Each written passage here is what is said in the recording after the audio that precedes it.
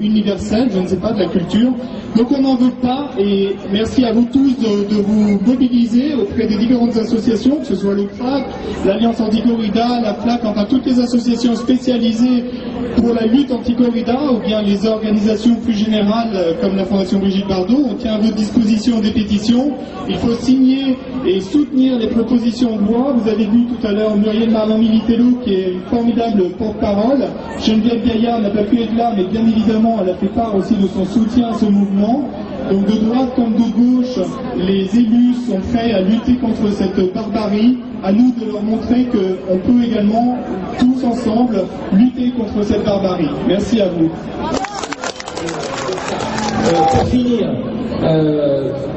donc Hélène, notre présidente, l'a pensé à vous lire, ça paraît logique, vous lire la lettre ouverte qui a été remise à Monsieur Mitterrand, en tout cas à ses représentants, sachant qu'il s'agit d'une lettre ouverte que nous diffusons dès demain et ce soir dans les médias, que la FP était présente, qu'il y a des médias qui ont été présents, et que ça va être largement diffusé et repris, je pense, au moins par extrait.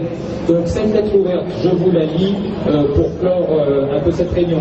Non la langue française, lettre ouverte au président de la République française Nicolas Sarkozy, au Premier ministre François Fillon et au ministre de la Culture et de la Communication Frédéric Mitterrand pour obtenir la désinscription de la corrida du patrimoine culturel et immatériel de la France.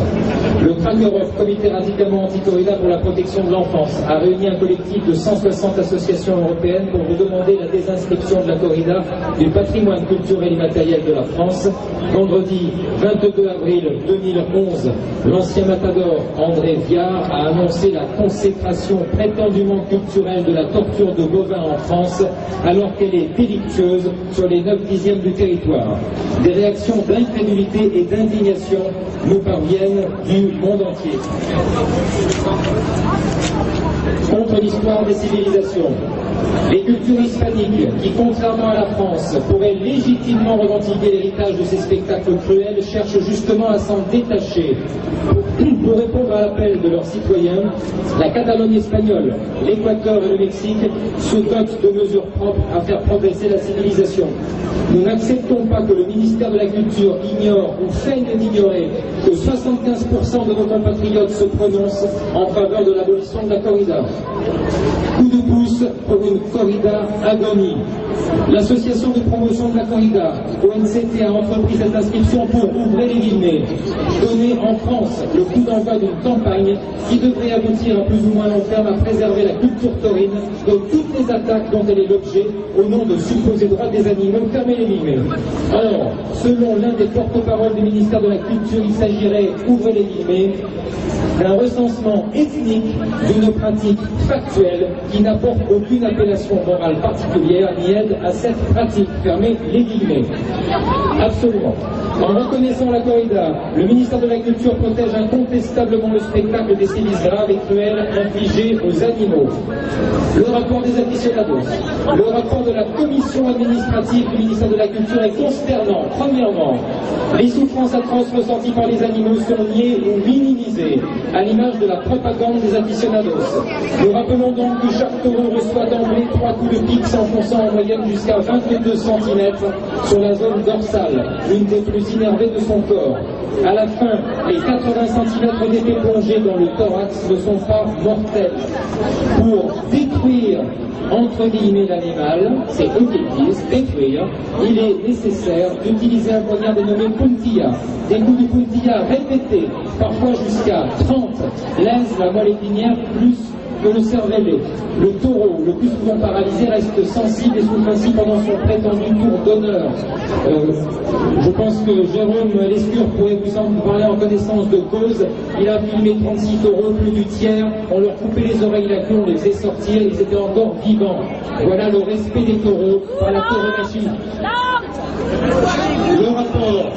Le rapport donc qui a été déposé et accepté par cette bande de guignols du ministère de la Culture. Ça c'est moi qui le dis. Le rapport prétend que le taureau apporte aux citadins réélimés l'image d'une sauvagerie primitive, loin des actions domesticatoires qui sont aussi discrètes et distanciées que possible. Très franchement, parenthèse de ma part, ces gens sont de grands malades.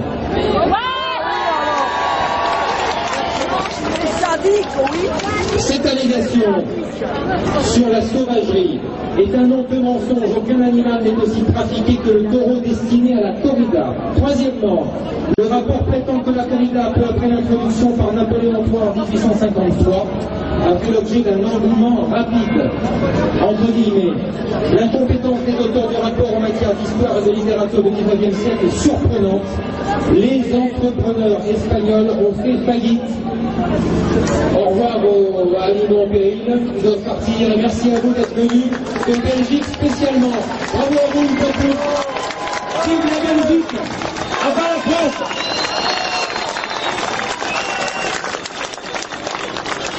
Je termine. Cette texte est un peu longue, mais ça se veut être un contre-argumentaire aux imbécilités, merci à toi, aux imbécilités écrites dans le document que nous avons récupéré et qui n'est plus sur le site du ministère de la Culture. Les taureaux espagnolisent leur patronyme. Les taureaux sont importés majoritairement. Le vocabulaire technique est en espagnol. Comment le ministère de la Culture a-t-il pu considérer que la corrida des Muertes avait été naturalisée? Dans ce document, rien sur les écoles taurines subventionnées qui amputent de très jeunes enfants de leur empathie naturelle, voire les traumatisent à vie en leur enseignant à larder des bons de coups d'épée dans le secret des élevages privés. C'est bientôt fini. Corrida égale discorde. Madame Marion Militello en a très bien parlé, elle en a parlé dès la fin du mois d'avril sur son blog.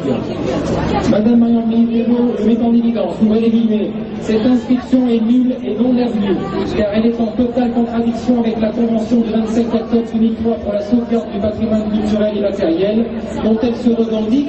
Pourtant, parce que ce que je ne vous ai pas dit, c'est un oubli, c'est que les personnels technocratiques du ministère de la Culture nous disent, rassurez-vous, il n'y a aucun risque à l'UNESCO, monsieur le ministre l'a dit. Et curieusement, quand on a demandé 5 fois en 1 heure la liste des membres de cette commission, il y a des représentants de l'UNESCO dans la commission. Le risque est majeur, sachez-le.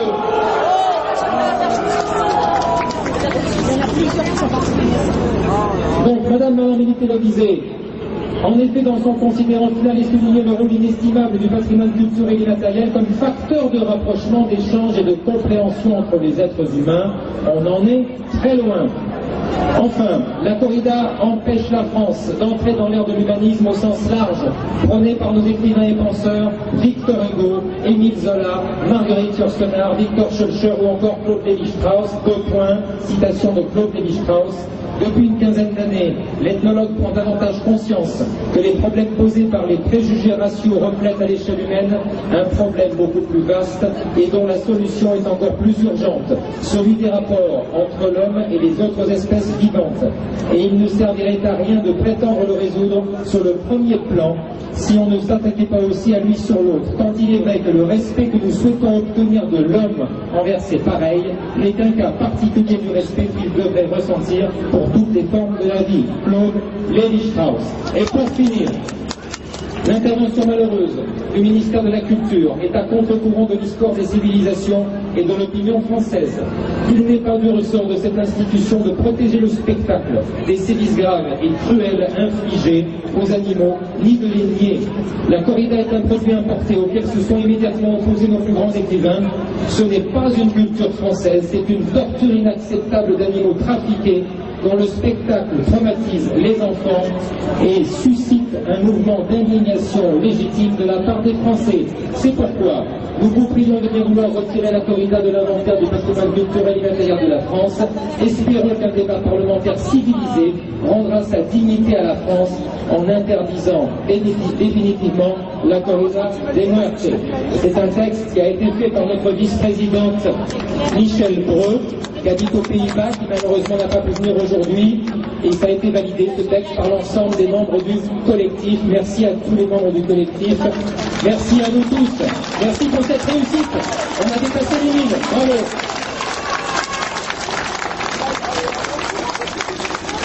Donc, dernière phase de la manifestation. Donc, nous sommes enregistrés pour une manifestation en fixe ici. Si nous nous dirigeons tous par là-bas, il y a 5 quarts de CRS qui nous attendent pour nous bloquer. Donc, On cherchera l'affrontement un peu plus tard, c'est peut-être pas le jour aujourd'hui, laissons le temps à M. Mitterrand de se rendre compte de la bombe atomique qu'il a déclenchée pour pouvoir revenir de manière intelligente sur sa décision, autrement nous reviendrons dans pas longtemps du tout au ministère, devant, à l'intérieur, ça va être du pur harcèlement.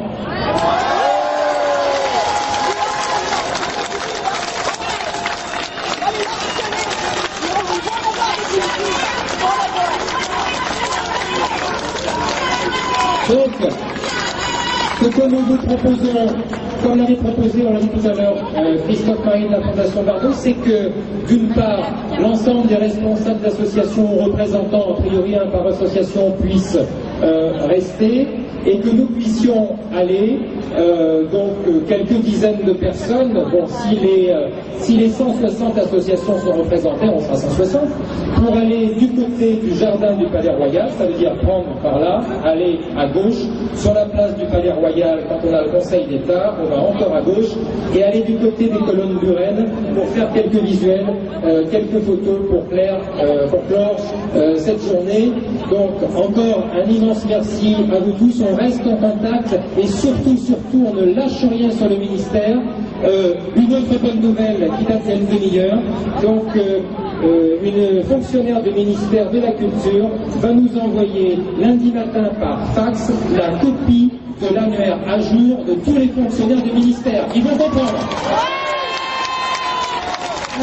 Petite précision, vous voulez écrire à un fonctionnaire du ministère de la Culture, vous mettez le prénom, point, le nom, arrobas, culture-gouv.fr. Ça arrive.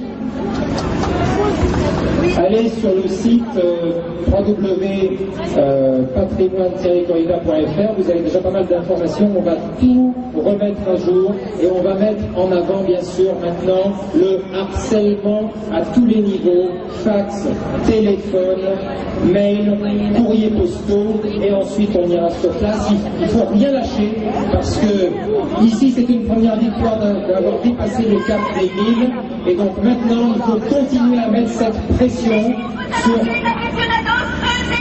ministère de la Culture, ils me l'ont dit. Au ministère de la Culture. Oui, absolument. De perdre les points. On perd les points. Il faut, alors, une remarque là très intéressante. Il faut absolument continuer à téléphoner, il ne faut rien lâcher parce que le ministère de la Culture nous comptabilise. Comptabilise, c'est juste les pour, les contre. Donc nous ne sommes pas les seuls à appeler.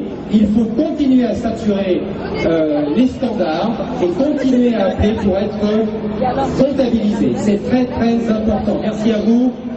Bonne fin de journée. À bientôt. On continue. Merci.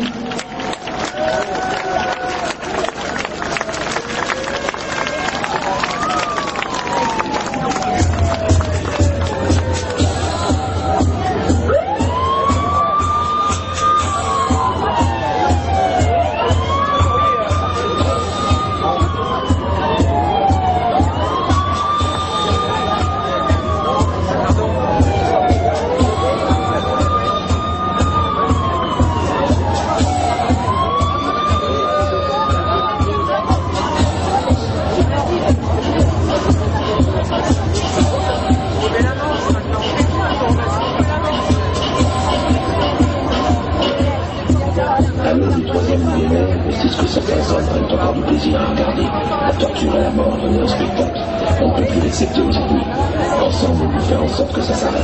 Rejoignez la lutte pour la civilisation.